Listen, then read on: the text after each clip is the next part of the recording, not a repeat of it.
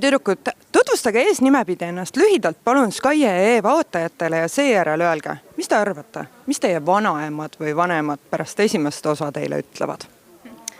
Mina olen Geritli, 21-aastane, tulen Harjumaalt, tegelen koertega ja ma arvan, et minu vanemad vaatavad, et see olen lihtsalt mina.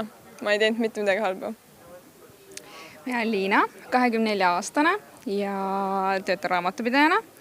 Pärit olen Pärnust, elan praegu Tallinnas ja mu vanaema ja ema kõik tegelikult toetavad mind, et ma siia tulin ja nad teavad, milline ma olen, nii et ma arvan, et nad ainult elavad kaasa mulle.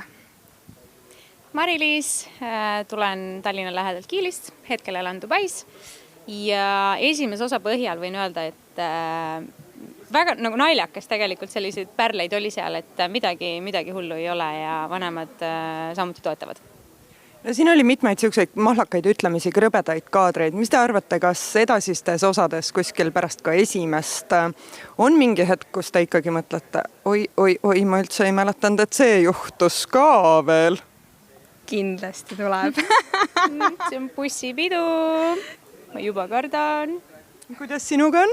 Mina mõtlen, et mitte midagi ei tohi elus kahetseda. Nii et Ära kahetsa elus tehtud lollusid ja uusi hullemaid. Täpselt. Kuidas te eelistate, et teid edaspidi kutsutakse? Maleva, armastuse maleva, lihtsalt Liina. Me peame mingit tiitlit külge panema, Liinasid on palju. Öelge ise, mida te eelistate. Meil tuleb kindlasti Maleva Liina ja Maleva Mari-Liis, ma arvan. No tegelikult mind tööl juba kutsutakse. Aga see tuleb sealt, Maleva Liina, kas see on tõesti sina?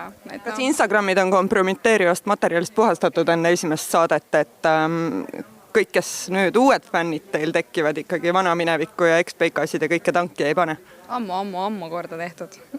Hulnudki kompromiteerivat materjali. Väga viisakas content, naljakas. Nüüd alles hakkab tulema kompromiteeriv materjal, jah? Võib-olla natuke naljakam. Ma siin olen ju ideid juba, midagi peab nagu andma ka. No sul on hea, sa oled kaugel eemal. Täpselt. Kui midagi on, et siis mind ei riiva nii palju see.